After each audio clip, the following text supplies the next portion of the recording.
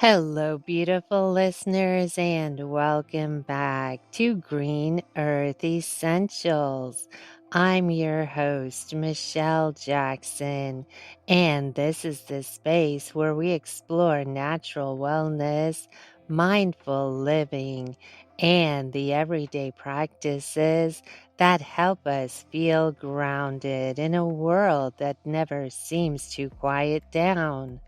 Today, we're talking about intuition, the real kind, not guesswork, not mysticism, but the subtle inner guidance that comes from your body, your nervous system, and your lived experience. In a world overflowing with information and opinions, that inner voice can get drowned out. Intuition isn't magic. It's your body and mind working in harmony to pick up on cues you've learned to tune out. This episode was designed to help you reconnect with that inner clarity. And if you stay with me until the end, I'll guide you through a simple 3-minute intuition calibration practice you can use anytime you need clarity, grounding, or a reset. It's short, it's gentle, and it can become a daily ritual. If anything in this episode speaks to you, I'd love to hear about it. You can connect with me through my blog and on social media. All the links are easy to find, and it's a great way to continue the conversation. Share what helped you or request future topics. Settle in, take a breath, and let's explore how to tune back into your intuition, even when the world feels loud. Before we dive into the tools and the practices, it helps to understand what intuition actually is, because there's a lot of confusion around it. Intuition often gets described as a mysterious sixth sense or something that comes out of nowhere. But when you look at it more closely, intuition is incredibly practical and rooted in the way your mind and body are designed to work. Intuition is your brain recognizing patterns faster than you can consciously think about them. It's your nervous system responding to signals you haven't fully processed yet. It's the subtle awareness that comes from everything you've lived, seen, learned, and survived, all distilled into a quiet, immediate feeling. There are parts of the brain that specialize in this kind of rapid pattern recognition. Your subconscious processes information at lightning speed, long before your logical mind has time to build a narrative around it. That's why intuitive moments often feel like a knowing without knowing how you know. Your body picks up on tone, posture, micro expressions, environmental cues, shifts in energy, and even changes in your own heartbeat. These small details don't usually make it into conscious thought, but they still register. The heart and the gut play a role here too. The enteric nervous system, often called the second brain, sends signals upward to the brain about safety, stress, and emotional resonance. When people talk about a gut feeling, it's not just poetic language, it's biology. Your heart also has its own neural network capable of influencing emotional awareness and perception. When something feels right or wrong, you are sensing a whole body response, not just a thought. Intuition also shows up when your mind is quiet enough for subtle signals to be noticed, when your thoughts are loud, when you're overwhelmed, or when cortisol is high. It's like trying to hear a whisper in a crowded room. The whisper hasn't disappeared, it's just harder to pick out from the noise. So, intuition isn't a supernatural gift reserved for a few people. It's a natural, built in part of being human. Every person has it. The difference is simply whether we've learned to listen. And that's what this episode is here to help you reconnect with, the quiet intelligence that's already inside you. If intuition is a quiet inner voice, then it makes sense that its biggest enemies are the things that make life loud, not just the obvious noise around you, but the internal noise, the mental chatter, the constant notifications, the pressure to respond, decide, perform, or stay on all the time. These things pull you out of your body and into your head, where intuition can't really get through. One of the strongest blocks to intuition is chronic stress. Stress isn't just a feeling, it's a whole body shift into survival mode. When the brain thinks you're under threat, even if the threat is just an overflowing inbox or a busy day, it activates the sympathetic nervous system. That's the part responsible for fight or flight. Your heart rate rises, your breathing gets shallow, and your mind becomes laser focused on solving problems and staying alert. In that state, the body releases cortisol. Cortisol can be helpful in short bursts, but when it stays high for too long, it dulls your ability to notice subtle sensations. It pulls energy away from your deeper emotional intelligence and funnels it towards scanning for danger, solving immediate problems, and analyzing every detail. The analytical mind becomes louder, more insistent, and far less willing to step aside so intuition can speak. It's like shining a bright flashlight directly into your own eyes. You lose all ability to see the softer light around you. Constant digital input creates a similar effect. When you're scrolling, refreshing, absorbing information, or responding to messages, you're feeding the rational, thinking, planning part of the brain. That part becomes dominant, which is useful for logic and decision making, but it crowds out intuitive signals. Every notification, every headline, every new thing to process pulls you a little further out of your body. Over time, this creates a kind of mental static.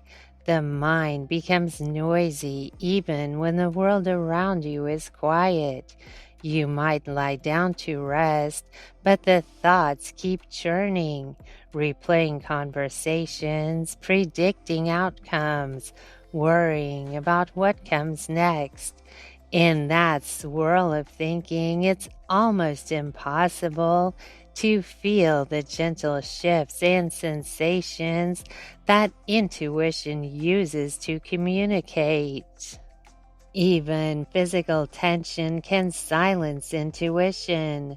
When the body is constricted, shoulders tight, jaw clenched, breath held, the nervous system reads that as stress. Blood flow shifts, sensory awareness dulls, and it becomes much harder to notice the soft signals of your own inner guidance. Intuition thrives in a relaxed, open body. A tense body sends a very different message. None of this means you're doing anything wrong. These patterns are normal in modern life, but understanding them helps you see why grounding, stillness, and sensory awareness are so powerful.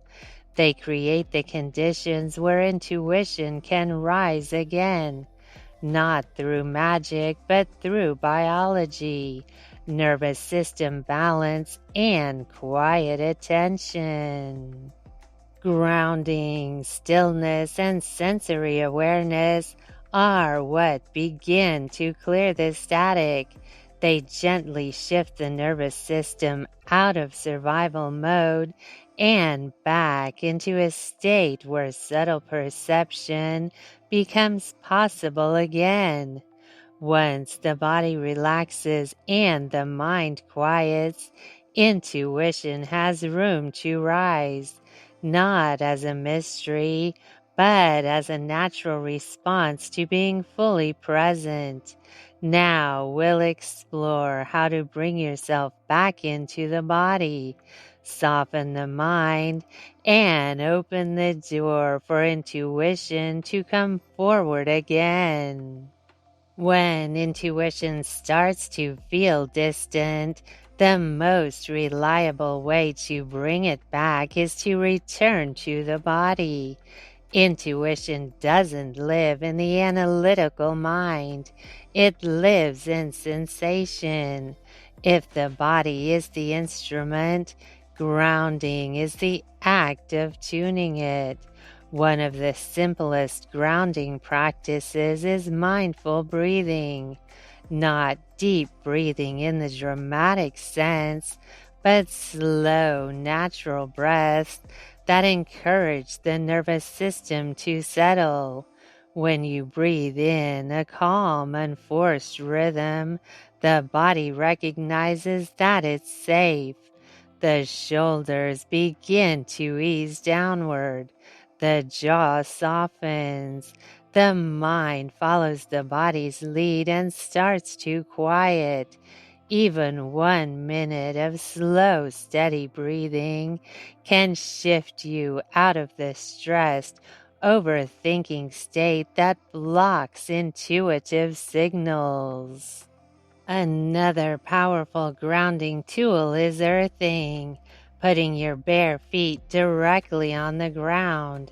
It sounds almost too simple, but there's something deeply regulating about standing on soil, sand, or grass. The temperature, the texture, the connection to the natural world beneath you. All of it sends a message to your body that you're supported and present. Many people notice that their thoughts slow down within seconds. It's a reminder that the earth is steady even when the mind isn't. You can also anchor yourself through a sensory check-in. This practice helps draw your attention out of your thoughts and back into your physical awareness. Start by noticing what you see, not analyzing, just observing colors, shapes, movement. Then shift to what you hear.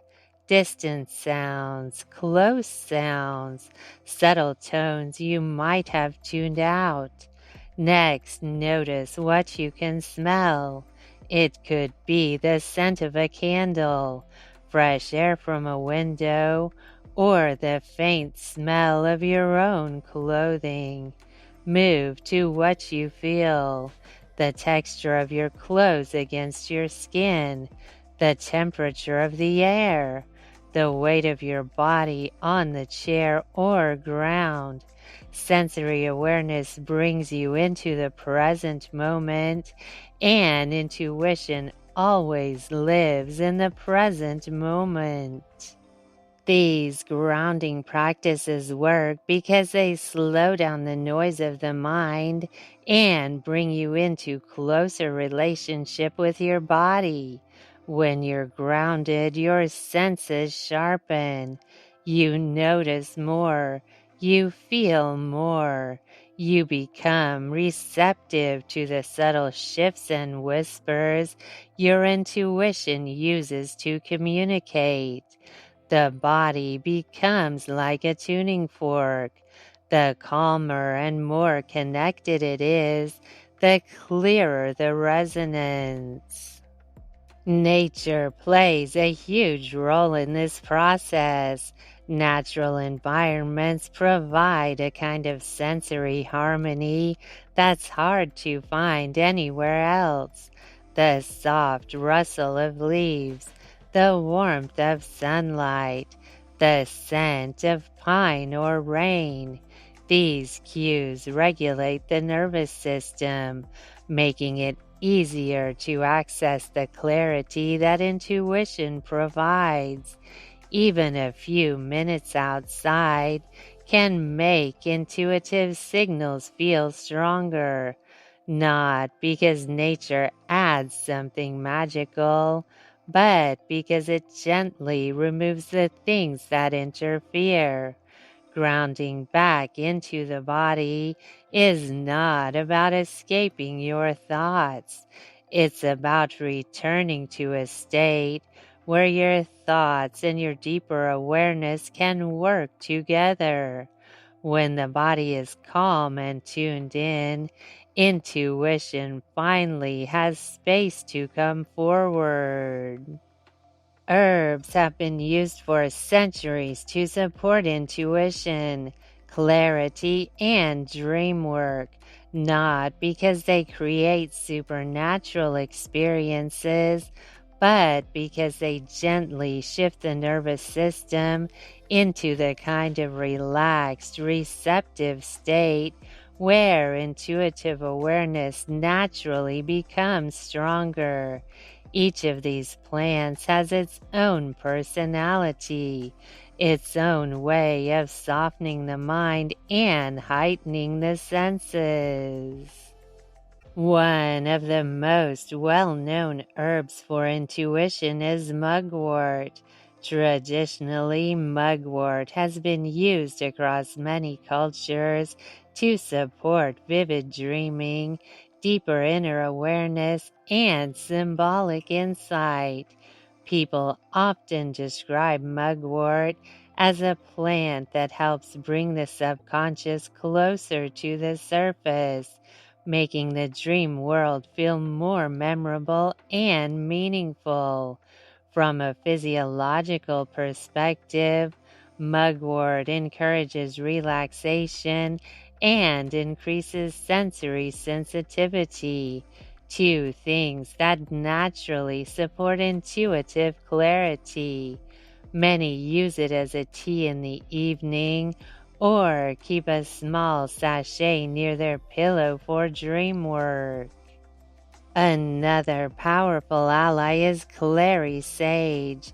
You've likely used it in aromatherapy and for good reason. Clary sage has a calming effect on the nervous system because some of its aromatic compounds interact with the GABA receptors in the brain. the same receptors responsible for quieting overstimulation and reducing anxious overthinking. When the rational, analytical part of the mind becomes a little less dominant, it creates room for the more intuitive and sensory parts of the brain to come forward. That's why clary sage is often described as opening mental clarity or lifting the mental fog that blocks inner guidance. The effect is subtle but deeply supportive. Then there are herbs that encourage meditative stillness, like gotu kola and blue lotus. Gotu kola is a favorite in many traditional systems for sharpening awareness while keeping the mind calm. It's often used by monks and meditators because it supports focus without creating tension. You stay alert but not stressed, which is ideal for intuitive work. Blue lotus has a more dreamy, serene quality. It's known for inviting a sense of peaceful detachment, the kind of state where thoughts slow down and the deeper layers of awareness start to rise. What's beautiful about these herbs is that they work on two levels. Energetically, they invite calm, clarity, and openness, states long associated with intuition and deep listening. Physiologically, they relax the nervous system, reduce mental chatter, and increase sensory awareness. Those shifts make you more attuned to the subtle signals your intuition sends through the body. These herbs aren't about escaping reality. They're about creating the inner conditions where intuition feels easier, clearer, and more natural. Think of them as gentle companions, plants that help soften the edges, quiet the noise, and make space for your own inner voice to come forward. Once the mind quiets and the body settles, intuition begins to communicate in a very specific way through sensation, not thoughts, not words, not dramatic flashes of insight. Intuition speaks through the body. Sometimes it's a soft warmth in the chest. Sometimes it's a tightening in the stomach. Sometimes it's a feeling of peace that arrives faster than the mind can explain. These sensations are subtle, but they're consistent once you learn to recognize them. Most people's intuitive signals fall into a few common categories. There's the gentle yes, a feeling of openness, ease, or expansion. It might feel like your breath deepens without trying, or your shoulders drop, or you sense a quiet rightness that doesn't need justification. Then there's the intuitive no, a sense of pressure, tension, pulling back, or uneasiness. The body might feel heavier, tighter, or less grounded. These sensations aren't dramatic. They're more like soft signals that float up before the mind starts taking over. Learning this language is like learning any other language. Repetition and attention make it clearer over time. One exercise you can try is using sensory awareness before making small, low stakes decisions. Pick something simple, choosing what tea to drink, deciding which task to do first, or choosing whether to step outside for a moment. Before making the decision, pause for just a few seconds. Bring your attention to your chest, your stomach, or wherever your body tends to speak the loudest. Notice the first shift that happens when you consider one option. Then notice the shift when you consider the other. You're not analyzing or reasoning, you're just observing the body's reaction. Another practice is the micro check in. Several times a day, pause and ask, what is my body saying right now? You might notice tightness that you hadn't registered, or a feeling of calm that went unnoticed beneath your thoughts. You may even catch the very early signs that something feels off before your mind creates a narrative around it. These micro moments build body literacy, which is the foundation for intuitive clarity. You can also explore a simple sensory scan. Close your eyes for a moment and slowly sweep your attention from head to toe. Notice where you feel warmth, where you feel tension, where your breath flows easily, and where it catches. Over time, patterns will become familiar. Certain sensations that consistently show up when something is aligned, and others that show up when something isn't. The key is not to force anything. Intuition becomes clearer the less you try to control it. All you're doing is listening, noticing, and building awareness. The more fluent you become in your own sensory language, the easier it becomes to sense when something feels right, when something feels wrong, and when something needs more time.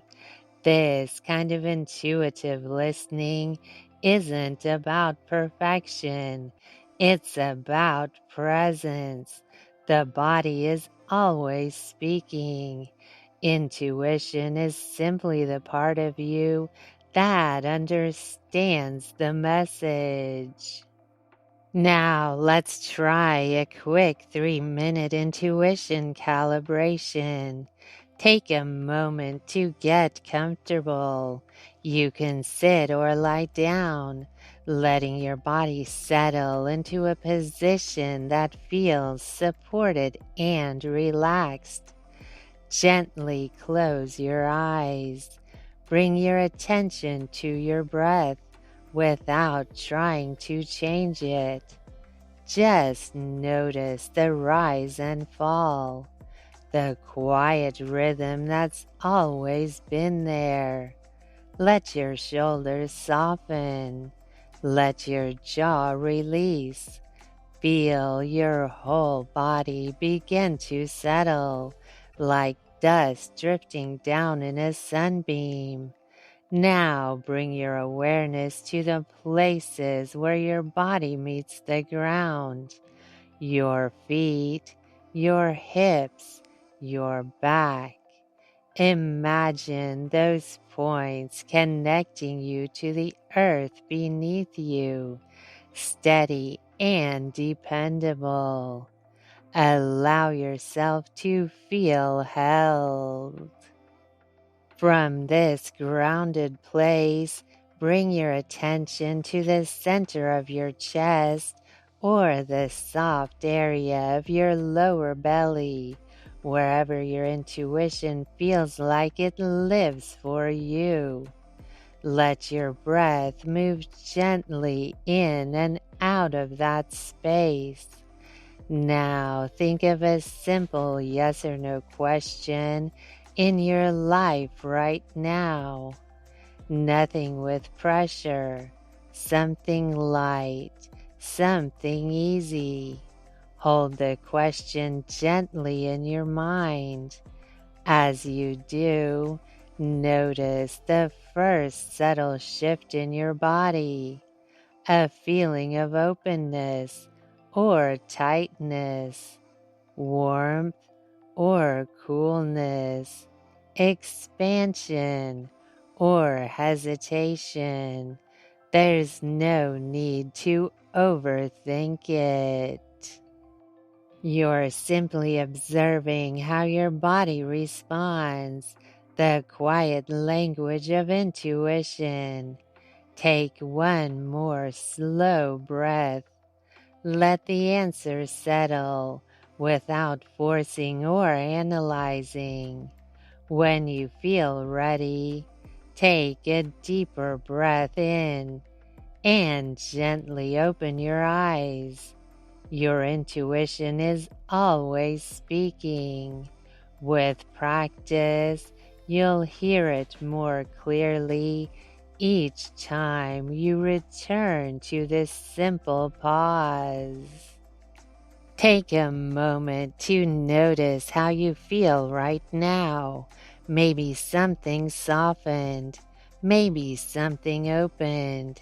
Maybe you simply feel a little quieter on the inside. Intuition grows through these small moments, the ones where you pause long enough to hear yourself again. If anything came up for you during this episode, I encourage you to reflect on it or even journal about what you noticed. Writing things down helps you track the patterns of your intuition over time. You're always welcome to share your experiences with me. You can connect with me through the social links on my blog, and I love hearing how these practices land for you, what you're experimenting with, and what shifts you're noticing in your daily life. If you'd like to explore further, you can follow me on Substack at substack.com/at Green Earth Essentials. It's a space where I'll be sharing bonus content, deeper dives, and resources for those who want to explore these topics further. And if this episode helped you in any way, following this show or leaving a rating is one of the best ways to support Green Earth Essentials. It helps more people find these conversations and grow alongside this community. Thank you for spending this time with me. I'll be back soon with another episode, and we've got some really beautiful topics coming up that I can't wait to share with you. Until then, stay grounded, stay curious, and keep listening to that quiet inner voice that's always guiding you. This is Michelle Jackson signing off.